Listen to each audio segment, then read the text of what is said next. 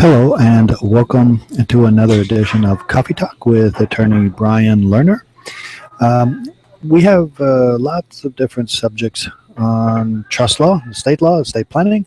In this particular one, I'd like to talk a little bit about the revocable trust, the revocable living trust. I know a lot of times people will go into their attorney's office. The attorney will suggest a revocable living trust.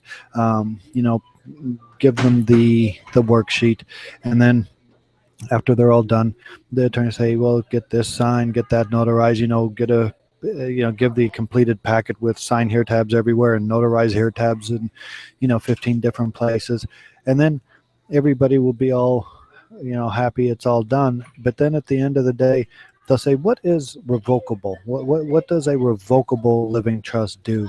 I've had people come into my office and say, "After we make the trust, can we change anything?" Um, I've had other people say, "After we do this, can we still get money, for example, from the rent? Can we still take money out to for living expenses, things like that?" And the reality is that a revocable living trust can do all those things. It is a very flexible legal document, which is one reason why it is used so much in California.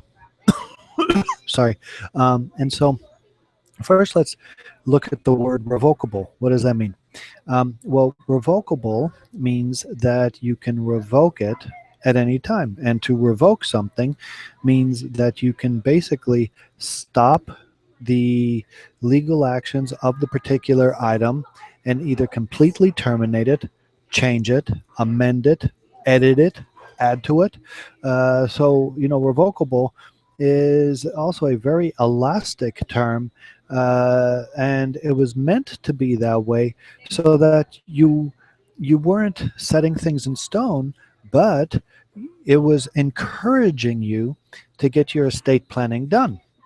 Because who's going to be 25, 30, 40, even 50, and who's going to say, "Well, nothing's going to happen to me right now, I'll just take care of it later, and it's such a pain, and I don't want to make anything that's going to have make me change the way I do everything."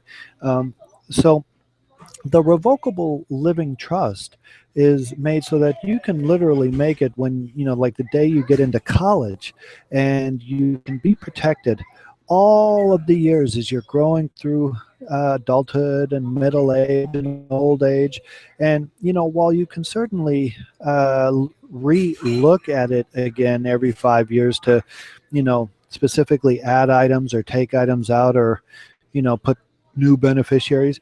If the revocable living trust is prepared correctly in the first place, it will allow for all of that, even if it doesn't specifically list it.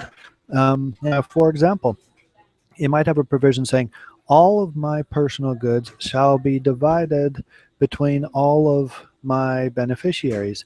And beneficiaries you can define as, your spouse, all children living at the time you make the living trust, all children that will be born to you in the future, and then you can even define if the children are have passed on, that it goes to their children. I mean, you can define everything, even though you don't know the specifics. And additionally, let's say that, which it happens, let's say you make a living trust, and then you get divorced and things need to change.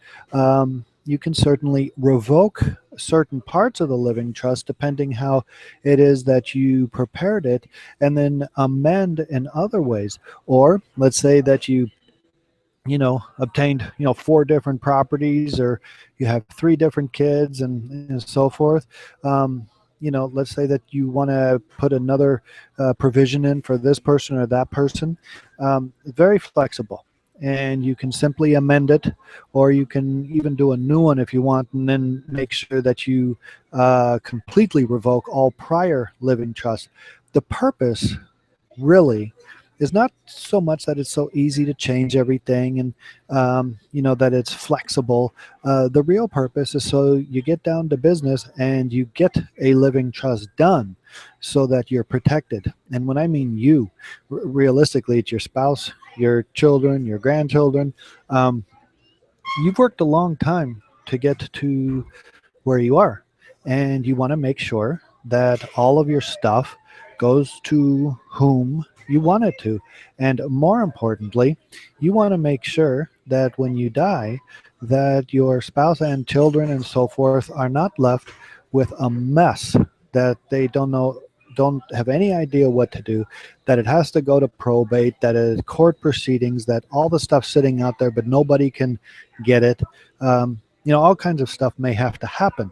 So you're really doing it for your peace of mind, in that, number one, things go where you want, number two, everybody's protected, and number three, you're not going to add to the misery of, after you pass on, of your family not being able to do anything or get anything.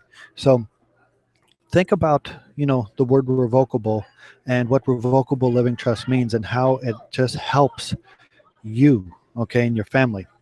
So if you like the video, click like, subscribe, and also you can call my offices in Long Beach and Los Angeles, and I'll be happy to give you a free initial consultation, let you know what can be done, what the costs are, and so forth. Okay, more on the coming videos.